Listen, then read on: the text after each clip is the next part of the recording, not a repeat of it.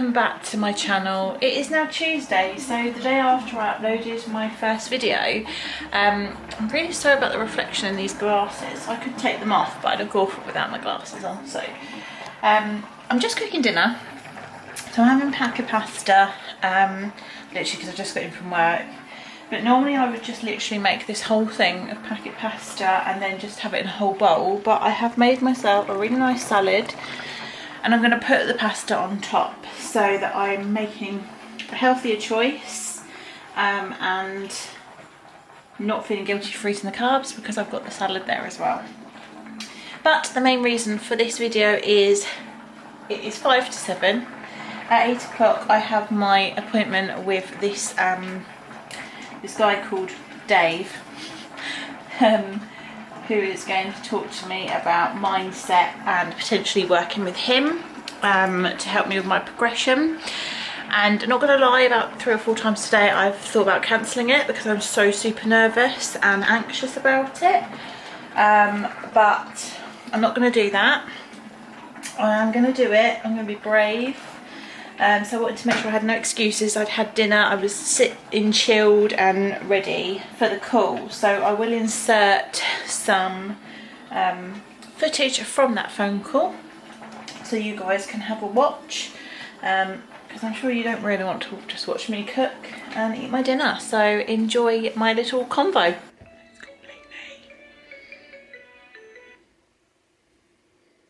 Hello. Hi, is that Grace? Hiya. Hi, Steve. Hello. How's it going? Good, thank you. How are you? Yeah, I'm alright. Is it Michaela who passed you on? Yeah, it was. Yeah. Okay, cool. Has she told you anything about me? No, she just said you were very good. That's right. And she'd worked with you in her training. Yeah. Okay. Yeah, well, basically, I'm someone who lived with an eating disorder myself, so as well as working with people on, I primarily work in mental health now rather than just habit change, but as well as working with people in relation to that, I've lived through, so I know what it feels like to be going through that as well. So generally speaking, I'm able to empathise with people a little bit more than your usual sort of dietitian or anything like that. So I was diagnosed with an eating disorder last year, but I have been struggling ever since I can remember with food. I've always had a really bad relationship with it, but it got to the point last year where I thought I had to try and do something about it because it was just really out of control, and that's when I kind of went to the NHS for it, and they gave me some tips, etc., but it just didn't work for me. So I then tried to do it on my own again and went downhill, and then I got quite a bad anxiety and then got depression, and then picked myself back up again, spoke to Michaela, etc., and started doing things with her. But it's my mind frame is still setting me back. Okay. And because I've had this bad relationship with food for such a long time now, I'm finding it really, really hard. Yeah. Okay. What's the kind of like the current pattern of behaviour? Like, are you binging on regularly? Is it spread out? What's the current situation? Well, since I've been trying to work with Michaela, we've been trying to think of strategies like tracking food, etc., but I have found that that's quite difficult for me as well. So I mean, some days I can have a couple of binge sessions in one day, and then sometimes I can go a couple of days, but it's at least a couple of times a week, and every day I get an urge to binge, and sometimes I can avoid it, but then the more I avoid it, the worse it gets, and ultimately I will binge at some point. Okay. You say you've had this problem, for a really long time. Yeah. At what stage in your life would you say that it sort of first appeared? Oh, it's really difficult to pinpoint it, but the first real recollection of it I've got is when I was about 15. I came home from school and my mum had laid out all these wrappers of food that she'd found hidden in cupboards, and she'd laid them all out on my bed, and it was to shame me for it, basically. And I, bless her heart, she's always tried to make us eat healthy and everything. We never had takeaways, we never had anything bad. It was always seen as a shameful thing to eat anything bad, and I think that's where it's come from. I started the secret eating, and then it was shamed and I was made to feel embarrassed about it, and then it just got worse and worse as I've got older. And at what point, like, so what back then were you, she said she had all these wrappers, these wrappers that you'd eaten over time, or like, as in, like, it was spread out and you were kind of secret eating, or was it actually binge at that point? It was a proper binge, yeah. It was buying an excessive amount of food and eating it in as quickly as I could in a short period of time. Okay. And at that point, were you kind of fearful of, eating it quickly so you didn't get caught? Yeah, 100%, yeah. Being restricted on terms of what foods you could have and stuff at home, did you kind of see other people having food and like the kind of food that you were picking for yourself and kind of think, why can't I have that or anything? Yeah, all the time. I'd actually, even middle school, very early middle school years, I would go and eat my lunch in a toilet or something, because I used to always get picked on for what was in my lunchbox compared to other people. I didn't have the chocolate bed sandwich or a bag of crisps. It was always like brown bread and a piece of fruit or something like that. Okay. Do you remember at the time kind of thinking anything about, like, that? Obviously that made you feel different from everyone else, but do you remember thinking, like, in what way you felt different from anybody else? I remember thinking, why am I not allowed it? But I'd always had a struggle with my weight anyway, so I would then think, well, actually it's so I don't get fatter, or it was to do with the way I looked and how people would perceive me, I suppose. Hi guys, so as you would have seen, I've had my just over an hour phone call with Dave, and it feels so funny to say just Dave. He was so lovely and so easy to talk to, although I didn't really say too much apart from at the beginning. He was kind of talking me through all of his strategies, and he has literally had an eating disorder for about 5 years, binge eating disorder, so it was so nice to speak to somebody who has exactly the same feelings as I do right now, and it's just like, I'm not abnormal. It's a problem, and it's something that can get better. So honestly, actually going completely out of my comfort zone and talking about it and finding these people has done me the world of good, and I'm excited to see how I can now go forwards.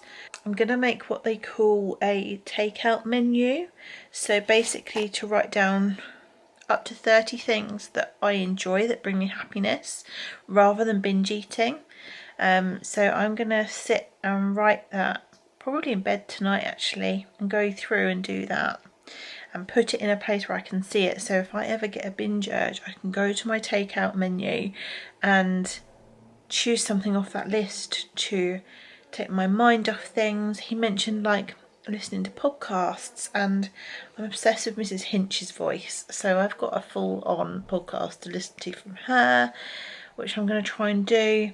I'm also going to get myself a new bike for work, so if I get a binge urge at work, in my lunch break I can go for a little bike ride, or just, yeah, I'm just really excited to try these new avenues of how to get over this and move on, and so it doesn't ruin my life anymore. So yeah, all in all, it was good. I'm really, really glad, that I did it and I didn't cancel it.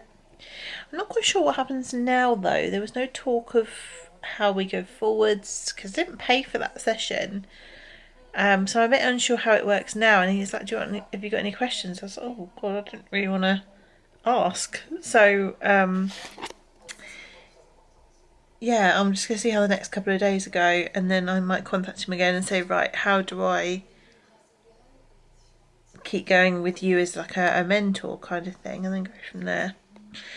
But it's about 9:15 now. Mark is away for 3 days on his work training. So me and the bear over here. He is so comfy. Just chilling. Had my dinner. I think I'm going to go have my shower and wash my hair now. And then by the time I've dried my hair it'll be time for bed. So yeah. Onwards and upwards. I'm just watching something about Dolce & Gabbana or something on TV. The money they spend on fashion is just ridiculous.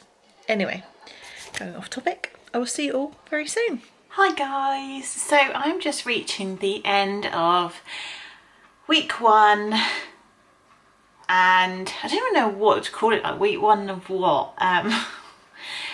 I don't know, recovery, let's just say that. And it hasn't been smooth sailing the whole week, I have to say. The last clips you saw was from my chat with Dave, which was brilliant, and I feel like it was really beneficial to talk to somebody who has been through what I am going through right now and knows there is a way out. I have tried to put some strategies in place. They haven't all gone to plan. I had my second vaccine on Friday and I've been so poorly since I've had it. Like hot sweats, then freezing cold. I've had an upset stomach. I've had migraine headaches. I felt lethargic and I haven't wanted to cook. So that's been something I've had to try and curb and try to keep chilled, etc. And I've been okay. Last night I had a little bit of a hiccup because Mark went away. I always find when people go away and I'm here on my own, it's a recipe for disaster because I'm like, I can get away with binging now. And I was quite stressed because work, etc. So I did have a couple of things that I probably shouldn't have had, but my mindset now is that is not a binge. Don't trigger any further bad eating by saying something is a binge, because actually that was less than I would have normally eaten if I have binged. So I'm trying to really Ringo. Yeah, you're proud of me, aren't you? Yeah, you are. I'm trying to really make a conscious effort to accept that because I've eaten something that's bad for me or isn't a good food, that it's not a binge. Because as soon as I think, oh, I've had that, so I might as well just give today a write-off, and then it's like it can be really, really detrimental to my week. So all in all, the first week I'm feeling really positive. So yeah, it's gonna be, I'm gonna have my up days and I'm gonna have my down days, and that's the way it is. I would love to know if anyone else is watching this who is on a journey or has been on a journey, how you feel about scales. I am in two minds. I like to see that my weight is going down because my eating disorder is ruining my life because it is affecting my weight. It's not a case of I binge and then I don't eat the rest of the time, or I'm not bulimic. I've never, at the beginning, a couple of times I did make myself sick, but I stopped myself from progressing any further with that side. So I'd love to know how people feel about the scales. Do you think they're a good thing? Do you think they're a bad thing? Are they a trigger for some people? Because I feel like some days I can be okay with it as long as they're going down. But as soon as I see they're not going down and they go up, I'm like, let the dog out because I can't talk. Yeah, so let me know in the comments, are you a serial weigher like me? Do you weigh yourself every day hoping to see like 3 or 4 pounds off? If you lose weight, does that keep you on track? If you haven't lost weight, does that trigger a binge? Like, I'd love to know what other people go through, and I know everyone's different, but I just wanted people's opinions. So yeah, tomorrow is a new week and we start week 2. I'll see you all very soon.